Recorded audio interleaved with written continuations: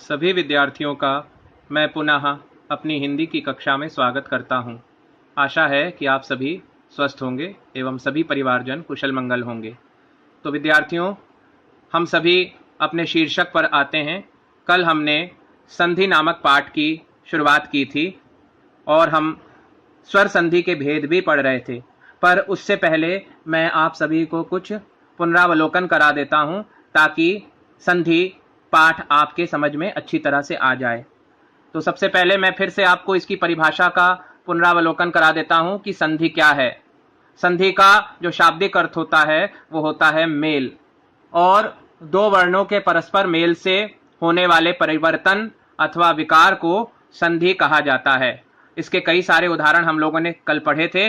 आगे बढ़ने से पहले मैं आपको थोड़ा सा पुनरावलोकन कराता चलता हूं। कल हमने स्वर संधि के भेद पढ़े थे, जो लिखा है स्वर संधि 5 प्रकार की होती है: दीर्घ संधि, गुण संधि, वृद्धि संधि, यण संधि और अयादि संधि। तो कल हम दीर्घ संधि पढ़ रहे थे। आ का मेल आ से हो, ई का मेल ई से हो, समान स्वरों के मेल को हम दीर्घ संधि कहते हैं, जिससे दीर्घ स्वर की उत्पत्ति होती है।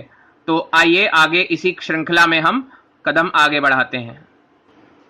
कल हमने समझा था कि आ का मेल यदि आ से हो जाए, चाहे बड़ा आ हो चाहे छोटा आ हो, लेकिन उसका क्या अर्थ निकलता है और उसकी संधि किस प्रकार से होती है, तो एक बार हम फिर से देख लेते हैं इसको। जैसे धर्म प्लस अर्थ है, तो मैंने पहले भी बताया था कि व्यंजनों में स्वर छिपे हुए रहते हैं, निहित रहते हैं। अगर व्यंजन कोई आधा लिखा हुआ है तब उसमें स्वर नहीं होते, वो स्वर रहित होते हैं। तो धर्म प्लस अर्थ, तो यहां पर मां में आ का स्वर हमको समझ आता है, सुनाई पड़ता है, और यहां पर आ का स्वर लिखा है। हम स्वर संधि कर रहे हैं, इसलिए फिर से मैं बता रहा हूं कि छोटा आ प्लस बड़ा आ हो, या बड़ा आ प्लस बड़ा आ हो, या छोटा आ प्लस छोटा आ हो, मिलकर दीर्घ स्वर ही उत्पन्न होगा, यानी बड़ा आ ही होगा। तो धर्म प्लस अर्थ इक्वल टू धर्मार्थ हो रहा है। कल मैंने आपको इसको विस्तार से बताया था। आगे हम बढ़ने से पहले आपको बताते हैं कि कल हमने ई और ई के मेल का भी अवलोकन किया था। जैसे रवि प्लस इंद्र, यहां पर ई का मेल ई से हो रहा है, तो रवि प्लस इंद्र इक्वल टू रविंद्र। मुनि प्लस इंद्र इक्वल टू मुनीन्द्र। गिरी प्लस ईश इक्वल टू गिरीश। तो इसी प्रकार से मुनि प्लस ईश इक्वल टू मुनीश। आइए अब हम आगे बढ़ते हैं, ऊपर बढ़ते हैं। हमें यहां से आज शुरुआत करनी है। तो छोटे ऊ का मेल छोटे ऊ से हो रहा है। जैसे लिखा है भानु प्लस उदय, तो छोटे ऊ का मेल छोटे ऊ से हो रहा है, तो क्या हो जाएगा? बड़ा ऊ हो जाएगा। इसीलिए ना के नीचे जो छोटा ऊ है और प्लस के बाद जो ऊ है उदय का, उसका दोनों का मेल बड़े ऊ में परिवर्तित हो जाएगा और हो जाएगा भानुदय।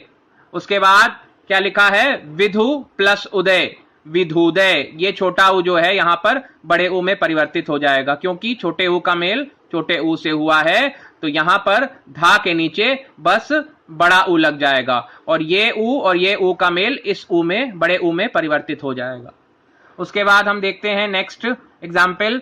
जैसे लिखा है लघु प्लस ऊर्मी, तो लघुर्मी कैसे हो जा रहा है? इसमें भी वही सिद्धांत है, छोटे ऊ का मेल बड़े ऊ से हो रहा है, तो भी ये बड़ा ऊ ही होगा, क्योंकि ये दीर्घ संधि है। इसमें किसी भी समान स्वर का मेल अगर कराएंगे तो दीर्घ स्वर की ही प्राप्ति होगी, दीर्घ स्वर का ही प्रादुर्भाव होगा। अब देखिए नेक्स्ट एग्जाम्पल देखें, सिंधु प्लस ऊर्मी। यहां पर बिंदी लगाना ये भूल गए हैं, तो यहां पर सिंधु ऊर्मी होता है, सिंधु प्लस ऊर्मी। तो यहां क्या लिखा है? सिंधुर्मी, बड़ा ऊ में कन्वर्ट हो गया, परिवर्तित हो गया। उसी तरह से लिखा है वधु प्लस उत्सव, तो यहां पर क्या हो जाएगा?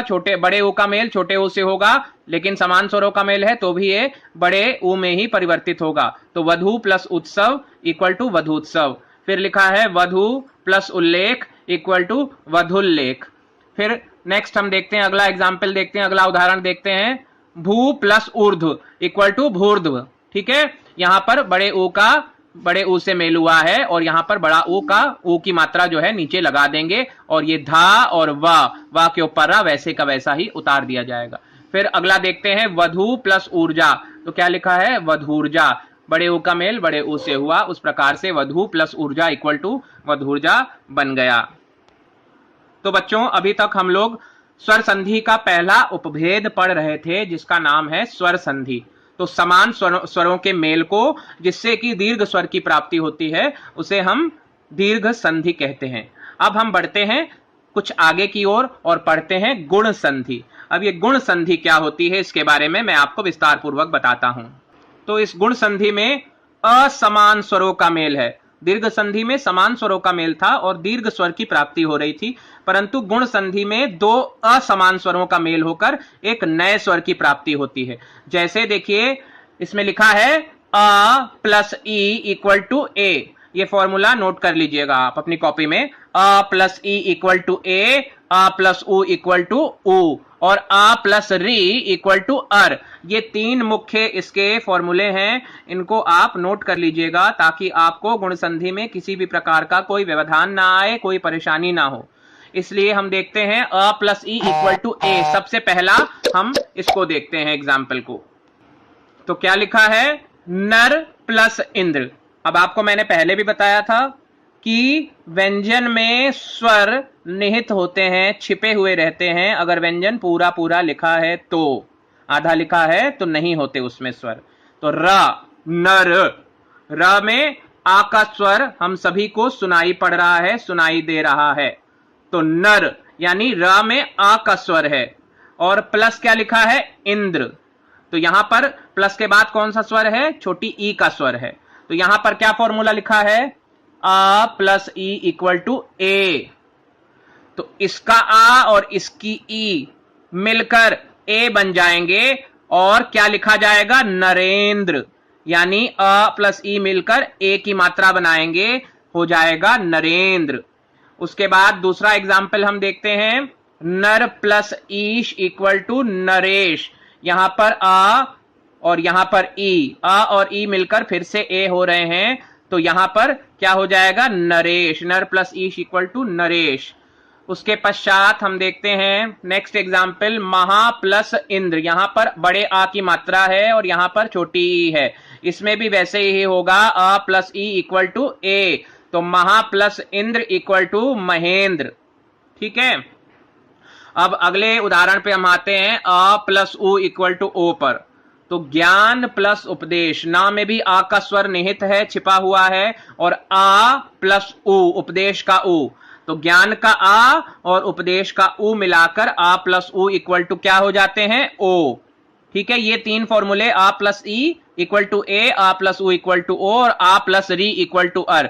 ये अपनी कॉपी में आप नोट कर लीजिएगा। गुण संधि के ये बहुत महत्वपूर्ण जो है ये फॉर्मूले हैं। अब हम देखते हैं आगे। तो क्या पढ़ रहे थे, आ प्लस उ इक्वल टू ओ, ज्ञान प्लस उपदेश। ना में आ का स्वर निहित है और आ प्लस उ क्या हो जाएगा, ओ बन जाएगा। तो यहां पर लिखेंगे ज्ञान, और ज्ञान का आ और उ मिलके ओ हो गए, तो यहां पर ओ की मात्रा लगाएंगे। फिर बचा क्या, प, द और श, और द में एक की मात्रा, क्या बन जाएगा, ज्ञानोपदेश। उसी तरह से महा प्लस उत्सव, आ प्लस उ इक्वल टू ओ होता है, तो महा प्लस उत्सव इक्वल टू महोत्सव होगा। उसके पास जल प्लस उर्मी इक्वल टू जलोर्मी। आ, ला में आ का स्वर है, आ प्लस उ इक्वल टू ओ हो जाएगा, जल उर्मी हो जाएगा। जल उर्मी से जल उर्मी हो जाएगा। ठीक है। अब अगला हम देखते हैं, आ प्लस री इक्वल टू अर। तो यहां पर क्या लिखा है कि देव प्लस ऋषि इक्वल टू देवर्षि। अब यहां पर थोड़ा सा ध्यान देंगे, यहां पर देव में वा लगा है, जो वा में अ का स्वर निहित है, मैंने पहले भी बताया है आपको। तो देव में आ का स्वर निहित है और आ प्लस री, इसको जोड़ने से क्या हो जाएगा, आ प्लस री जोड़ने से अर हो जाएगा। तो देव प्लस ऋषि इक्वल टू देवर्षि, देवर्षि। अब देखिए आप उच्चारण करेंगे तो आपको खुद ही समझ आएगा कि देवर्षि, देवर्षि। अब यहां पर ये रा जो है आधा क्यों लगाया गया है, क्योंकि यहां पर आ प्लस री इक्वल टू अर होता है और रा के नीचे हलंत लगा है। हलंत लगाने से व्यंजन जो होता है आधा हो जाता है और इसलिए यहां पर रा की मात्रा ऊपर लगाई गई है। और कुछ लोग सोचते होंगे दा में एक की मात्रा, वा और पूरा रा और षटकोण वाला शा और छोटी ई, इस तरह से क्यों नहीं लिखा गया। इस तरह से इसलिए नहीं लिखा गया क्योंकि इसमें रा के नीचे हलंत है, इसलिए रा को भी हमें आधा दर्शाना पड़ेगा। और वा, देवर्षि, वा में तो आ का स्वर है ही, इसलिए यहां पर अलग से आ लगाने की आवश्यकता नहीं है, इसलिए ये हो जाएगा देव प्लस ऋषि इक्वल टू देवर्षि। ठीक है। फिर आगे देखते हैं, महा प्लस ऋषि, उसी प्रकार से है महा प्लस ऋषि इक्वल टू महर्षि, महर्षि, महर्षि। अर की आवाज आ रही है तो हा में अ छुपा है, अलग से लगाने की जरूरत नहीं है, आवश्यकता नहीं है। और अर में रा के नीचे हलंत है, इसलिए यहां पर भी रा ऊपर आ गया छोटे रूप में, महर्षि। ठीक है, तो बच्चों अगली संधि आपकी कौन सी है? वृद्धि संधि। वृद्धि का मतलब क्या होता है? इसका शाब्दिक अर्थ होता है बढ़ोतरी, किसी भी स्वर में बढ़ोतरी। और इसमें बहुत महत्वपूर्ण बात यह है कि प्लस के आगे जो स्वर लगा रहता है उसमें ही बढ़ोतरी होती है। इन स्वरों से कोई मतलब नहीं जो प्लस के पीछे लगे हैं, प्लस के बाद जो स्वर लगे हैं उन्हीं स्वरों में बढ़ोतरी होती है। तो इसको अपने दिमाग में बैठा लें कि वृद्धि संधि का अर्थ होता है बढ़ोतरी करने वाली संधि, स्वरों में बढ़ोतरी करने वाली संधि। ये एक सामान्य तौर से इसको समझा जा सकता है। अब इसमें हम पढ़ते हैं क्या क्या फॉर्मूले हैं इसके। तो इसका जो मुख्य फॉर्मूला है वो है अ प्लस ए इक्वल टू अ, ये मुख्य है। और दूसरा कौन सा फॉर्मूला है? आ प्लस ओ इक्वल टू ओ। तो यहां पर आप देखिए, मैंने आपको बताया था कि प्लस के बाद वाले स्वर में ही वृद्धि होती है। तो ए का बन गया ए, ओ का बन गया ओ। तो यहां पर हम इस फॉर्मूले को नोट कर लें और इसी आधार पर ही ये संधि बनाई जाएगी। अब हम पढ़ते हैं इसमें शब्दों के बारे में। एक प्लस एक इक्वल टू एकाएक। अब कैसे हो जाएगा एकाएक? यहां पर का में आ का स्वर छुपा हुआ है और यहां पर ए लगा है, तो आ प्लस ए इक्वल टू ए, आ प्लस ए इक्वल टू ए। तो यहां पर का में आ का स्वर छिपा है और यहां पर ए लगा है, तो आ प्लस ए इक्वल टू ए हो जाता है। तो यहां पर आ और ए मिलकर ए की मात्रा बनाएंगे। तो कैसे लिखेंगे इसको? एकाएक। यहां पर ए की मात्रा लग जाएगी, पहले ए उतारेंगे, उसके पश्चात का उतारेंगे और इसका आ और ए मिलकर क्या बन गया है? ए। तो फिर ये ए उतारेंगे, उसके बाद ये का लास्ट वाला जो बचा है इसको उतार देंगे, बन जाएगा एकाएक। उसके बाद नेक्स्ट हम देखते हैं आ प्लस ए। अब यहां पर तो पहले से ही ए है, तो ए से बड़ा कोई स्वर तो होगा नहीं कि ए और उसके बाद भी कोई ए हो, तो इस प्रकार से इसको लिखा नहीं जा सकता। इसलिए ए का हम सीधा ए ही उतार लेंगे। आ प्लस ए इक्वल टू ए, मत प्लस एक के, मत प्लस एक के इक्वल टू मतैक के। यहां पर ता में आ का स्वर है और यहां पर ए का स्वर है। आ प्लस ए इक्वल टू ए, तो यहां पर मा उतारेंगे, फिर ता उतारेंगे और आ और ए मिलकर क्या बन गया है? ए की मात्रा बन गई है, आधा का और या मतैक के। ठीक है, इस प्रकार से ये बनेगा। उसके बाद अगला उदाहरण हम देखते हैं सदा प्लस एव। यहां पर बड़ा आ है और यहां पर ए है, तो इसी स्वर की बढ़ोतरी होती है,